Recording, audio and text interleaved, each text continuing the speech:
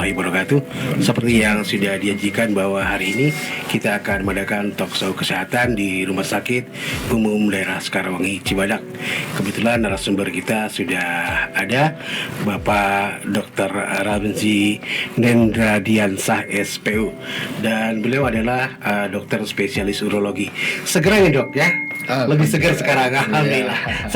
Sehat. Lama kita nggak ketemu sebetulnya, pernah waktu itu ya, beberapa tahun kebelakangan. Yang lebih seger kelihatannya. Oke, sahabatku semua di mana Anda berada, untuk tema pagi ini adalah tentang mengenali phimosis sejak dini. Phimosis itu apa sih dok sebetulnya? Phimosis sendiri itu adalah kondisi kulup penis kalau bahasa awamnya ya, atau prepusium itu nggak bisa ditarik ke belakang. Jadi dia menempel di ujung itu lengket, jadi susah untuk ditarik ke belakang penis. Jadi itu kondisi gimana kalau misalkan itu berat, akan mengganggu kencing, terutama di anak-anak biasanya. Betul. Itu memang rata-rata cuma di anak-anak saja atau paling banyak kejadian di anak-anak, mulai lahir sampai umur 3 tahun itu kejadian yang paling banyak. Semakin besar semakin dewasa, kejadiannya semakin berkurang.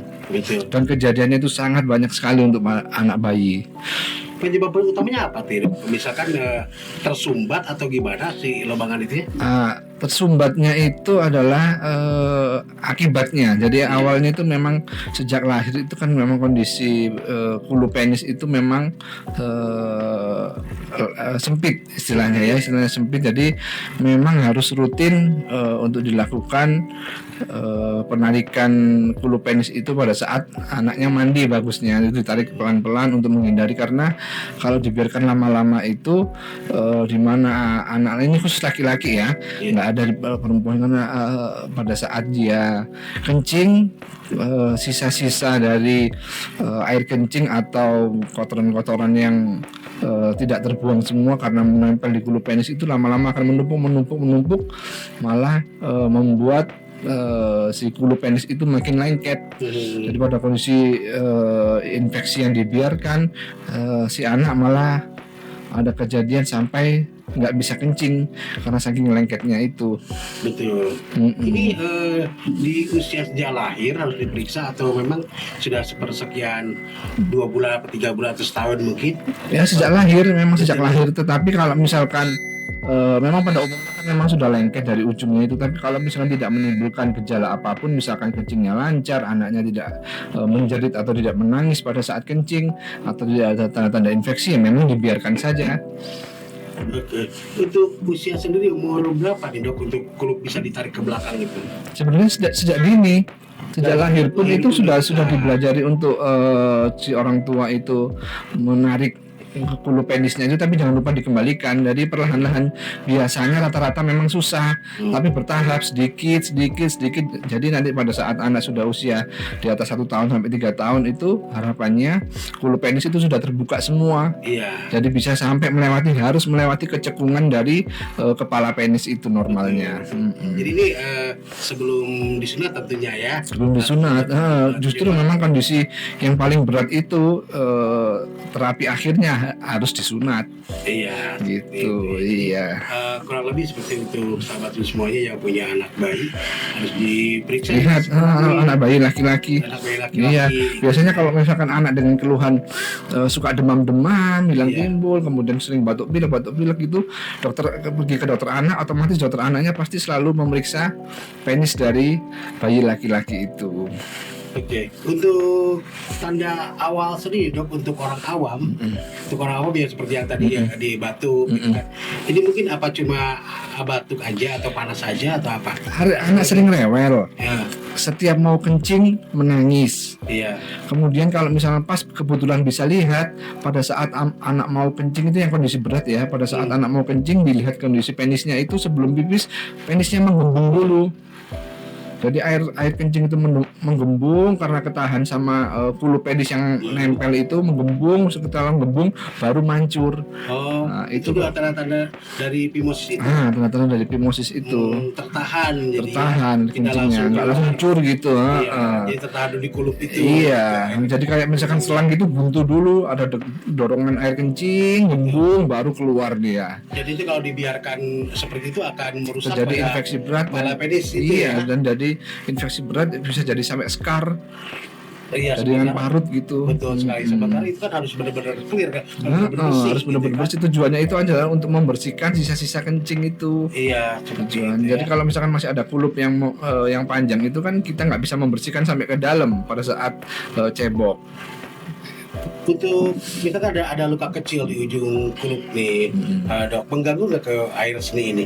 Apa itu masuk ke Kalau ada luka kecil ya, jadi phimosis itu bisa terjadi phimosis terjadi infeksi atau terjadi infeksi dulu bisa jadi phimosis. Jadi ada luka di ujung penis itu bisa menyebabkan infeksi, bengkak dan menjadi phimosis itu juga bisa. Untuk pengobatannya sendiri untuk anak kecil nih? Untuk anak kecil di tahap awal bisa kita berikan salep kortikosteroid, namanya ada salepnya sendiri untuk mengurangi bengkaknya itu. Kemudian harus dicuci bersih. Kalau dengan kondisi itu tidak membaik, terapinya hanya satu, disirkumsisi atau sunat. Ya, tapi kalau untuk usia yang baru lahir kan di sunat 3. Tapi kan beberapa gitu. justru di apa namanya teori yang sudah berkembang baru-baru ini memang sunat atau sirkumsisi sejak dini itu sangat baik karena untuk menghindari infeksi saluran kemih di kemudian hari. Oke, ada juga yang bilang nanti juga lepas sendiri. Nah, Karena iya, kan ada yang gitu, ada kondisi kan. gitu. Iya. Jadi kalau misalkan untuk lebih baik pencegahannya yaitu harus rutin ditarik pelan-pelan setiap mandi. Kalau mandi 2 kali ya sehari 2 kali ditarik pelan-pelan aja.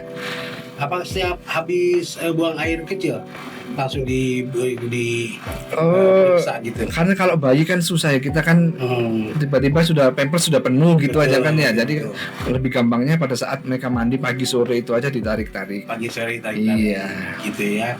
Jadi ditarik nggak apa ya? Tarik ke depan apa ditarik ke belakang nih? Ke belakang. Ke belakang. Normalnya kan dia kulupnya memanjang ke depan, nah Iya. itu ditarik ke belakang. Ah. Tapi kalau misalkan berhasil menarik ke belakang, jangan lupa dikembalikan ke Ke depan. depan. Jangan sampai dibiarkan di belakang terus, nanti akan menjerat. Jadi harus setelah tarik ke belakang berhasil harus dikembalikan ke depan lagi. Jadi harus secara rutin ketika bayi itu ketika mandi lah ya, mandi pagi atau mandi sore, jadi tarik ke belakang, nanti dikembalikan lagi ke depan, lagi ke belakang, mungkin ya. Iya, gitu terus. Diupayakan seperti itu supaya ketika BAK nanti gitu kan lancar gitu, iya. tidak tertahan di kulup ini gitu ya. Betul. Ini tanpa disadari sama orang tua kadang-kadang kan membiarkan pampers yang penuh nih dok. Ini berpengaruh nggak untuk phimosis ini? Untuk pampers yang penuh tapi telah diganti itu akan meningkatkan resiko terjadinya infeksi. Jadinya infeksi bisa menyebabkan phimosis itu. Jadi awalnya anak yang nggak ada phimosis karena pampersnya penuh jarang diganti. Betul. Akhirnya terjadi infeksi jadi phimosis. Iya. Jadi memang harus kehati-hatian yang ekstra untuk anak kecil. Jadi jangan dibiarkan pakai pampers ini. Enggak seperti itu juga. Iya. Ketika memang sudah penuh harus cepat-cepat Harus diganti. rutin, betul. Harus cepat diganti daripada nanti terjadi infeksi dan saluran menimbulkan kencing. phimosis itu. Ini Iya. akan lebih repot gitu ya. Betul. Kalau seperti itu. Baik. Kita semakin balik untuk obrolan tentang masalah phimosis ini. Secara garis besar, phimosis ini kulup pada alat kelamin laki-laki gitu yang ya. lengket. Yang lengket gitu. Jadi buat bayi. Nah, sebelumnya kita akan lanjut kembali dan kita coba kembali ke studio 1. Silakan rekanan. Ini tentang phimosis yang saat sekarang ya. Kan di daerah-daerah, di banyak-banyak daerah itunya ada yang membiarkan anak bermain tanpa memakai celana dalam gitu ya. Pasti anak-anak pikiran mereka. Nah, ini kalau digigit serangga bisa menyebabkan phimosis nggak nih dok? Iya, sangat bisa karena gigitan serangga tersebut itu bisa menyebabkan bengkak bahkan infeksi pada penis sampai ke kulu penis itu. Jadi pada saat dia bengkak, kulu penis tersebut akan sempit. Nah, akhirnya terjadi phimosis ini. Memang itu kalau misalkan kondisinya tidak berat, cukup dengan obat-obatan, inflamasinya bengkaknya hilang, akan kembali normal lagi. Tetapi pada saat digigit serangga itu misalkan terjadi bengkak yang parah, anak tersebut nggak bisa kencing karena saking menutupnya itu hulu penisnya itu. Nah, kalau misalnya nggak bisa kencing, otomatis kondisi darurat harus segera disunat. Iya, betul. Sebenarnya usia yang paling ideal untuk disunat itu usia berapa sih, Dok? Dari kan seperti saya bilang tadi, sejak lahir pun disunat sudah boleh. Jadi dari advice dari dokter anak yang saat ini juga kami dari dokter urologi itu, semakin awal kita melakukan sirkumsisi akan semakin baik untuk pencegahan infeksi saluran kemih di kemudian hari. Jadi kalau misalkan memang tidak ada gejala apapun, boleh sirkumsisi tersebut ditunda sampai sesuai keinginan dari orang tua. Biasanya anak biasanya kalau ditawari sunat jarang ada yang mau.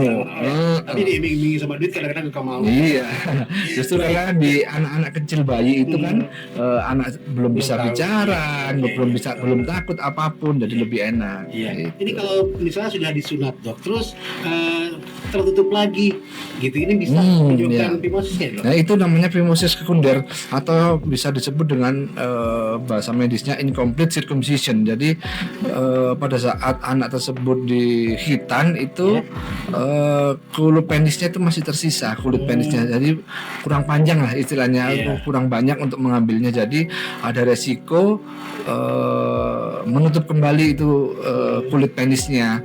Jadi bisa terjadi jaringan parut, dan jaringan parutnya tersebut lama-lama lengket-lengket, akhirnya menutup lagi jadi phimosis. Jadi pada saat khitan atau sirkumsisi tersebut harus benar-benar adekuat atau maksimal, sehingga kulit tersebut harus sudah melewati dari cekungan dari penis itu, harus sangat bisa memang. Kalau memang kan phimosis dibiarkan ya, Dok, dibiarkan artinya bukan dibiarkan dengan sengaja, tapi tidak betul dong. Nggak tahu, kan? ya. Nggak tahu. Betul. Apa ini akan menyebabkan kanker nggak, Dok? Kalau resiko kanker itu ada. Kondisi pada infeksi yang menahun atau dibiarkan infeksi lama, di situ akan terjadi resiko untuk jadi kanker penis, itu bisa. Jadi bahkan di kondisi daerah, tapi nggak usah saya sebutkannya, di daerah tertentu yang memang masyarakatnya menganut tidak melakukan sirkumsisi, memang ada resiko lebih tinggi terjadi kanker penis, karena kotoran-kotoran sisa-sisa dari BAK-nya itu banyak yang tertumpuk di situ, itu menyebabkan resiko. Oke, itu phimosis ini ada berapa jenis, Dok? Phimosis ada satu jenis aja, cuma ada beberapa derajat. Derajat yang paling berat itu derajat 5, yang 0 itu normal, 1 itu masih bisa dibuka, tetapi nggak sampai ngelewati di cekungan. Kemudian grade 2 semakin menutup, semakin ke depan, grade 3 semakin ke depan, grade 4 itu nggak bisa dibuka tetapi masih bisa kencing biasa. Yang 5 itu benar-benar nggak bisa dibuka dan dia susah kencing. Dan memang finalnya harus disunat itu. Gitu seperti itu ya. Jadi disunat ini memang bukan cuma sekedar syariat ini aja, ini kesehatan juga sebetulnya. Betul. Untuk kesehatan, karena memang sudah disebutkan. Jadi, bahwa ada kan beberapa yang memang kita tidak mewakili satu ras atau apa gitu kan. Ada yang memang tidak mau melakukan sunat gitu kan. Nah, ini resikonya lebih gede mungkin ya. Betul. Minimal itu pasti terjadi infeksi saluran kencing yang berulang. Betul. Itu. Nah, ini kalau sampai berulang seperti itu menumpuk di sana, tertutup. Apa kalau misalkan kalau sudah dewasa, apa perlu disunat juga? Kalau misalkan sudah terjadi phimosis dan sering infeksi saluran kencing berulang, harus disunat. Karena sudah susah untuk dibersihkan, kecuali memang dia mau melakukan retraksi atau ditarik ke belakang dengan agak kuat, ya memang agak nyeri kalau sudah phimosis, dan dia bisa membersihkan sisa-sisa saluran kencing yang sudah menumpuk itu, nggak apa-apa. Ditarik ke belakang dengan segera dipaksa, gitu. Pasti semakin dipaksa, semakin lengket, semakin susah ditarik ke belakang. Apakah itu benar? Apakah itu akan mengurangi ukuran penis jadi kecil? Enggak juga ya, dialami kan itu kan dipaksa ditarik gitu kan, dia kecekek istilahnya. Makanya itu tadi harus, kalau setelah ditarik harus dikembalikan ke depan. Harus, gitu ya. Jadi seperti itu. Jadi nggak ada resiko sebetulnya ya. Nggak ada resiko. Justru lebih baik. Semakin terbuka semakin baik. Iya, tapi ya itu dia diingetin bahwa ketika sudah ditarik ke belakang harus dikembalikan. Iya, karena ada resiko jeratan. Betul. Daripada nanti terjadi yang tidak diinginkan gitu kan. Misalkan pertama ya seperti kesibukan orang tua, kadang-kadang lupa dengan anak yang pempes tadi. sudah penuh gitu kan, dan juga bisa menyebabkan fimosis gitu. Hal yang paling mendasar dok selain dari terhambatnya air kencing itu bisa apa?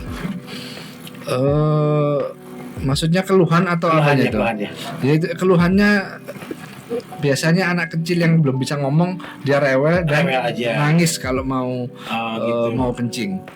Udah itu, dan biasanya justru ketahuannya setelah si anak ini mengalami demam terus menerus, hilang timbul, kemudian batuk pilek lagi, sudah sembuh, terus nanti dia demam lagi, dia akhirnya ke dokter anak pasti diperiksa semuanya, oh ternyata ada fimosis, disarankan untuk baru sirkumsisi. Iya. Kalau untuk fimosis ini dengan kantong kemih ada salurannya. Itu salah satu resikonya kalau misalkan sudah terjadi infeksi saluran kencing, dibiarkan terus menerus, infeksi tersebut bisa masuk ke saluran kencing, naik ke kandung kencing, bahkan bisa yang terburuk pun bisa sampai ke ginjal dan infeksi seluruh tubuh itu bisa karena itu satu saluran. Betul. Untuk kepatahan infeksinya seperti apa dok? Misalnya ke saluran kemih ini, apa yang terjadi di saluran kemih ini? Pembengkakan. Gejalanya sering kencing, sakit kencing, dan demam-demaman itu. Gitu ya. Itu salah satu gejala untuk infeksi saluran kencing. Kalau dari menahan kencing, ya, ada suka lari ke kemih nggak nih? Iya. Jadi jangan ditahan ya. Iya, jangan ditahan. Mana saya semua adviskan semua pasien-pasien saya jangan suka menahan air kencing dan banyak minum air putih. Apapun itu kondisi kerjanya seperti apapun, izin kalau mau kencing jangan ditahan. Terutama pada pasien-pasien ini ya, pada pasien dewasa biasanya pada kondisi kerja yang di ruang ber-AC, yang dia tidak merasa haus, itu biasanya dia malas kencing dan malas minum tanpa disadari. Gitu kan? Iya. Padahal kencing ini memang tetap harus dibuang. Harus dibuang. Gitu. Jadi seperti itu. Kadang-kadang kan gini dok, jadi rasa tanggung, bentar lagi gitu. Iya. Parahnya apa dok? Kalau misalkan sampai menahan air kencing ini, akan terjadi sakit kencing, beser. Nah, yang kalau sudah terjadi beser, ini sudah agak susah disembuhkan. Oh gitu. Karena nanti akan berulang lagi, bahkan diberikan antibiotik pun akan membaik dalam waktu sesaat aja, nanti muncul lagi gejalanya. Betul. Ini ada satu pertanyaan dok yang masuk. Katanya kalau fimosis penyembuhannya emang tetap harus sunat atau ada obat? Nah itu tergantung dari derajatnya tadi. Kalau misalkan memang tidak menimbulkan gejala kencing, anaknya nggak suka menangis saat kencing atau nggak pernah demam hilang timbul, bisa ditunda dulu dengan cara tadi itu rajin membersihkan hulu penisnya, ceboknya harus bersih, rajin ditarik ke belakang, itu bisa. Tetapi kalau misalkan sudah nggak bisa ditarik sama sekali, anaknya sakit kencing, kemudian mau apa lagi kalau kencing harus menggembung dulu itu penisnya, harus disunat. Waktu yang paling tepat untuk datang ke dokter spesialis urologi kapan nih, dok? Biasanya memang kan sudah berobat setelah ada gejala ya. Setelah dia berusaha di rumah sendiri misalkan. Setiap mau kencing kenapa kok menangis gitu. Atau rujukan dari dokter anak, ini kok demamnya nggak sembuh, maksudnya sembuh terus nanti demam lagi, sembuh demam lagi. Nah biasanya gitu, itu sangat disarankan untuk lebih baik disunat. Ya. Jadi kalau fimosis ini bukan jatuh ke operasi, ke sunat ya nanti finalnya ya. Tergantung. Jadi kalau misalkan pada anak yang kira-kiranya bisa berontak, betul, memang lebih baik di kamar operasi. Jadi untuk mendapatkan hasil yang maksimal. Karena kalau misalkan anaknya berontak, marah, dia bisa melawan, resikonya tadi itu bisa sunatnya nggak maksimal, kurang maksimal mengambil sunatnya, akhirnya masih ada sisa, nanti ujung-ujungnya bisa fimosis juga kalau misalkan menutup lagi. Makanya kenapa kalau misalkan anak yang berontak, saya lebih disarankan dengan pembiusan di kamar operasi. Meskipun hanya sunat ya, tapi enak karena anaknya ditidur, dibiuskan, jadi semuanya bisa dibersihkan dengan bagus. Jadi pembiusan ini atau juga operasi ini hanya dilakukan buat anak-anak yang memberontak, artinya yang belum mau, gitu kan. Betul seperti itu. Tapi kalau yang kajian normal sih normal Normal saja. biasa, sunat biasa aja. Sunat Ya. biasa saja gitu ya. Kalau misalkan dok kan tadi klub ditarik ke belakang, terus nggak balik nih gimana? Ada nggak kasus seperti itu? Nah misalkan? itu namanya parafimosis. Itu salah satu komplikasi kalau kita melakukan retraksi atau menarik hulu penis dan tidak dikembalikan. Itu jauh lebih bahaya lagi karena dia sudah menjerat. Kalau nggak ketahuan sama orang tuanya, nggak ketahuan sama ahli medis atau apapun, dia terjerat, nanti kepala penisnya itu lama-lama merah-merah bisa menghitam dan busuk. Itu paling bahaya Itu gitu paling ya? bahaya. Makanya kenapa setelah tarik ke belakang harus dikembalikan ke depan. Iya. Itu. Jadi itu mah wajib lah hukumnya ya. Tarik ke belakang balik ke depan harus wajib dibalikin. gitu. Iya. Harus seperti kalau daripada terjerat seperti tadi. Kalau gitu kejerat kan. malah resikonya lebih Lubang besar. jadi sempit, gitu kan dia membusuk. Gitu. Iya. Ini yang lebih fatal ya. Betul. Baik, semakin balik untuk siang hari dan sebelum kita lanjut kembali dengan perbicaraan tentang phimosis ini, kita kembali ke studio 1. Sahabat musim, kita lanjut kembali acara tersentuh pagi ini masih bertemakan tentang phimosis gitu. Dok, kalau phimosis patologis apa itu dok? Phimosis patologis itu di mana kondisi sudah terjadi gejala lanjutan atau sudah terjadi jaringan parut karena infeksinya berat. Betul. Dan yang intinya sudah menimbulkan gejala. Kalau misalkan tidak menimbulkan gejala, itu masih istilahnya phimosis fisiologis, dia kencing lancar, tidak ada gejala apapun, ya itu dibiarkan. Tapi kalau sudah menimbulkan gejala, itu harus ada terapi. Saran buat orang tua nih dok, agar tidak terjadi phimosis patologis ini apa nih dok? Yang pertama, rutin dicek pada saat anaknya mandi, dilihat. Kalau misalkan untuk syukur-syukur bisa melihat anaknya pada saat kencing mancurnya gimana. Biasanya anak bayi pada saat kita gantikan popok, gantikan pampers atau saat mandi, biasanya dia kencing. Kita lihat kalau mancur biasa bagus ya, alhamdulillah. Tapi kalau misalkan kencingnya rewel sakit, anaknya nangis dulu, habis itu gembung baru mancur lah, itu sudah phimosis. Makanya itu dilihat, meskipun kondisinya sudah bagus, pelan-pelan aja ditarik ke belakang. Nggak akan di awal itu langsung bisa kebuka, itu nggak akan. Harus bertahap dulu, sedikit tapi rutin. Harus seperti itu ya. Jadi kerajinan dari orang tua ini agar tidak terjadi phimosis ini gitu. Jadi saran dari dokter bahwa tadi harus rutin ya, terus supaya terjadi phimosis patologis ini. Kalau ada lagi nih dok, kasus yang sudah kencing, sudah pipis ya, tapi dia pengen pipis lagi gitu. Ini gejala dari apa nih dok? Ini tergantung dari usia dan umur, beda-beda ya. Seluruh penyakitnya beda-beda. Beberapa penyakit itu memang ada gejala istilahnya kencing tidak tuntas. Kalau misalkan pada perempuan, kebanyakan itu bisa jadi suatu infeksi saluran kencing atau infeksi kandung kencing juga bisa, atau kondisi gangguan saraf yang menyebabkan kencing itu jadi sering atau susah kencing. Tapi pada kondisi laki-laki tua bisa jadi itu gejala pembesaran prostat. Jadi tergantung pertanyaan ini dari jenis kelamin apa dan usia berapa. Untuk lebih memastikannya, sebaiknya berkonsultasi dengan dokter urologi. Ini kalau untuk phimosis sendiri di cover BPJS? Di cover. Kalau misalkan sudah ada phimosis dengan gejala atau dengan komplikasi, itu di cover dengan BPJS. Tetapi kalau misalkan anak hanya ingin menjalankan sunat, biasanya BPJS tidak mengcover. Jadi ini lebih baik bisa sunat di tempat lain, nggak harus di rumah sakit kalau kondisi normal ya. Tapi kalau sudah ditulis phimosis dengan gejala-gejala yang memberatkan, di cover oleh BPJS. Ini harus USG atau cuma diperiksa? Ya, dari periksa aja. Bisa jaga perlu periksa USG? aja, nggak usah di USG. Cukup diperiksa penisnya aja cukup. Diperiksa seperti itu, apa gejala phimosisnya atau enggak gitu. Misalnya ruam-ruam di ini apa dari phimosis juga, misalnya darah kecil nih. Kalau ruam popok beda lagi, tetapi kalau dibiarkan itu ya itu bisa resiko dia akan mengenai ke penis, akhirnya sampai ke prepusium tadi, ke kulub, bisa terjadi phimosis. Tapi kalau ruam popoknya hanya sekedar selangkangan di paha, bokong, enggak ya. Asalkan dia saat cebok atau saat ganti popok dan mandi harus dibersihkan dengan bagus penisnya. Harus benar-benar bersih. Harus benar-benar bersih gitu ya. Jadi untuk semuanya sahabat muslim nih yang mungkin selama ini ada kurang care gitu sama kebersihan Kelamin anak laki-laki. Iya. Tentunya ya. Terutama nih kaum bapak yang rada belum ngerti.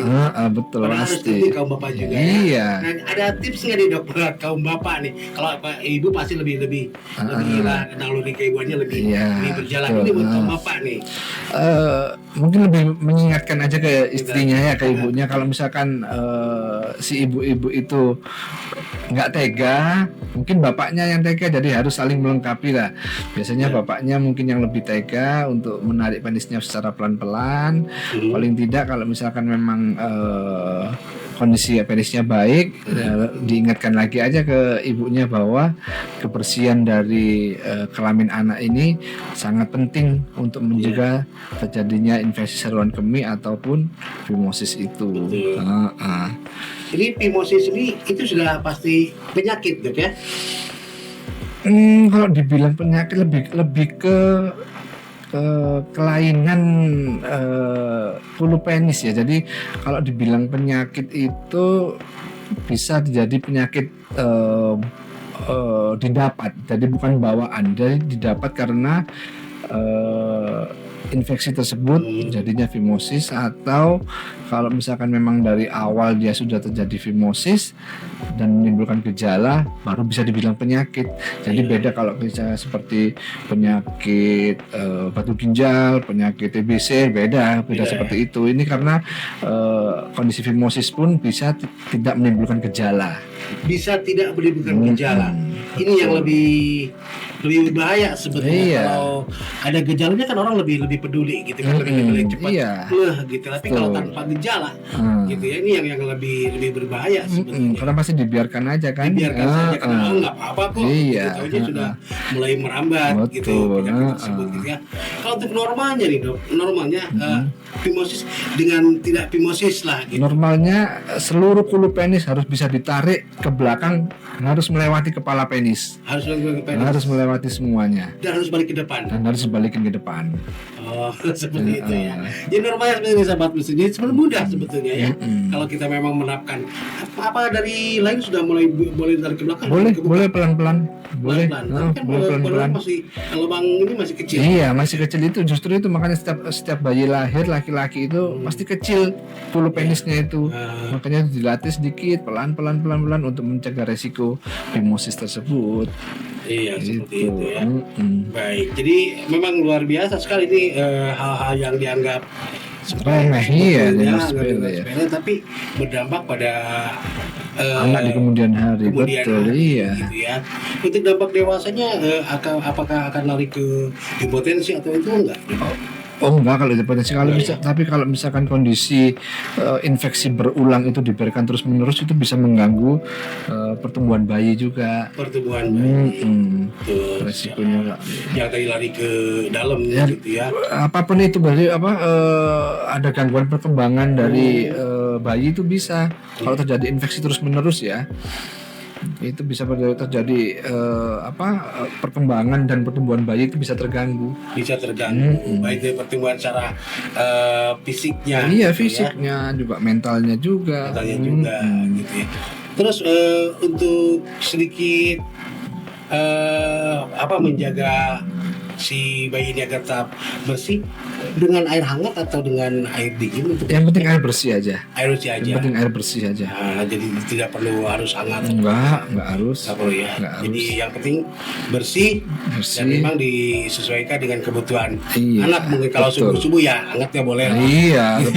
Kalau anak memang sangat disarankan memang jangan air dingin dulu. Jangan air dingin dulu, gitu seperti itu ya, disesuaikan. Orang tua lebih paham lah biasa seperti itu. Oke. Jadi untuk bapak juga harus paham, ngingetin istrinya bahwa ini memang harus secara rutin. Ketika ada yang punya bayi, ditarik ke belakang si kulupnya dan dikembalikan ke depan. Ini rutin pagi sore lah. Betul, ya. iya. Memang terjadi hal yang memang misalnya tadi udah mulai rewel, udah mulai badannya panas, itu sebaiknya dikonsultasikan gitu, ke kedokteran gitu ya. Untuk praktek sendiri apa dulu? Praktek Selasa Selasa, Rabu, Kamis pagi. Pagi. Kalau Senin dan Jumat saya khusus untuk tindakan operasi. Iya. Jadi setiap minggu full ada di Sekarwangi. Oke, jadi Senin, Selasa, Rabu, Kamis. Selasa, Rabu, Kamis ya. Oke, Selasa, Rabu, Kamis ada di Sekarwangi di sini gitu. Langsung ke Iya, langsung ke poli. langsung ke poli, benar-benar langsung ke poli. Iya. Pernah nggak dok ada kasus yang memang misalnya dari IGD dulu baru ke dokter? Oh, banyak. Banyak. IGD dan poli sama-sama banyaknya. Sama banyaknya Sama. gitu ya. Mungkin yang ke IGD yang nggak ngeh tadi mungkin. Iya. Ya. Dia sudah Memang poli beberapa anak. kasus justru dikonsulkan dari sejawat dokter anak. Oh gitu. Itu juga banyak. Pasti betul. Karena anak-anak ada kondisi anak demam atau rewel atau apapun pasti ke dokter anak dulu. Kecuali memang datang ke UGD dengan nggak bisa kencing lah, baru langsung dikonsulkan ke ketahuan gitu iya. ya. Jadi rata-rata memang ada rujukan dari dokter anak nih bahwa ini ada gangguan di saluran kencingnya. Betul, iya. Itu seperti itu Iya. yang luar biasa. Ini cuma dari masalah kulup aja sebetulnya ya. baru Tapi kulup sebelumnya aja. ya kan banyak masalah, banyak bisa masalah. kemana-mana gitu Iya. kan, ke kantong kemih lah gitu kan. Kalau sampai misalkan operasi tersebut operasi nih dok ya, operasi kantong kemih ada? Oh, banyak. Terutama batu biasanya. Batu. Bisa dari pemisos ini ya, pimos ini nggak ke batu sana? Kalau secara teorinya mestinya bisa, karena kalau misalkan anak itu kencingnya nggak lancar dalam waktu yang lama, banyak air kencing yang tertampung di kandung pipis, resiko menjadi batu bisa. Bisa. Jadi benar-benar berkaitan ini ya, berkaitan. sangat-sangat berkaitan sahabat Bus. Jadi tidak cuma sekedar bahwa Anda harus membersihkan alat kelamin yang laki-laki itu aja, tapi ini dikontrol BAK-nya lancar apa tidak. Iya. Kalaupun misalkan dia tersimpan di sana dalam kurun waktu yang lama, yang dikhawatirkan seperti tadi. Kalau ada anyang-anyangan tuh dok, kecil-kecilnya itu ada apa nih dok? Ya itu bisa salah satu gejala infeksi saluran kemih itu anyang-anyangan itu. Anyang-anyangan itu, Iya. gitu ya. Jadi kadang udah set, udah keluar gitu kan, masih ada nih, gitu. Rasa lagi. Masih keluar lagi. Ada ngerasa gitu. panas kencingnya. Masih panas. Iya. Nah, tapi itu malah ada jedanya loh dok ya. Habis keluar pertama kan, ada jeda dulu. Nah kadang-kadang orang udah tidak menyadari ya, dianggap selesai nih. Nah yang sebenarnya buang air kecil yang paling bagus itu seperti apa? Bagusnya ya pasti yang tuntas. Yang tuntas. Tidak ada sisa, itu yang paling normal. Dan tidak ada gejala sakit, nyeri, harus mengejan, nggak ada gitu. Ya. Kalau dipaksa harus mengejan boleh? Nah itu pasti ada kelainan, sudah mulai ada kelainan, itu nanti harus diperiksa lebih lanjut. Nah, jadi seperti itu ya. Jadi orang kan sengaja nih, karena dia pengen tuntas, masih berasa ada yang nih, digituin kan. Nah, itu nanti banyak resiko, bisa terjadi hernia, bisa terjadi ambeien, gitu macam-macam. Terus dari pemakaian celana dalam yang ketat berpengaruh? Bisa mempengaruhi ada infeksi dari biji pelir, itu bisa kalau yang terlalu rapat itu. Betul. Gitu. Tapi kalau misalkan dengan celana yang rapat terus bisa menyebabkan infeksi sih enggak asalkan ya. kita meskipun berkeringat misalkan kan berkeringat enggak asalkan kita rutin ganti lah ya. Ganti, dan pada saat mandi atau cebok dengan bersih ya mengurangi resiko untuk infeksi. Betul.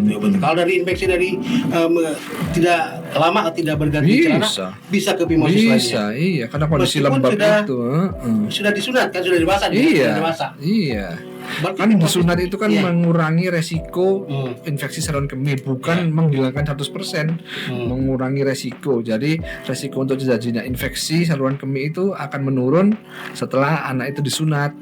Tetapi setelah disunat pun tidak menutup kemungkinan bisa terjadi. Jadi tidak coba pimosis sendiri tidak hanya terjadi pada anak-anak, bisa jadi terjadi pada orang dewasa dengan kejadian yang seperti tadi, dengan tidak sterilnya celana dalam, keringat. Gitu kan. Kadang yang ada yang males cebok, laki-laki itu biasanya. Itu bukan berbentuk kuman tapi dok ya? Bisa lah, iya, kuman bakteri itu penyebab infeksinya. Itu. Tapi bukan bakteri phimosis bukan namanya. Bukan. Bukan. Phimosis itu kondisi Dari kulup itu. dari kalau kulup yang phimosis. menyempit itu. Iya, jadi harus ada perbedaan ya. Kalau memang phimosis dikhususkan untuk membahas tentang kulup, gitu, saluran-saluran yang berkaitan dengan kulup baru ke phimosis. Betul. Tapi penyakit phimosis ini bisa terjadi dari berbagai sumber, gitu, iya. seperti itu, dari mulai Betul. tidak steril, dari mulai berkeringat, dan Iya. juga banyak bakteri yang tidak dibersihkan. Betul, Seperti iya. phimosis. Iya. Kalau phimosis sendiri memang dikhususkan buat ke kulup aja, gitu, ya seperti itu. Betul. Lumayan ya, cukup paham lah ya.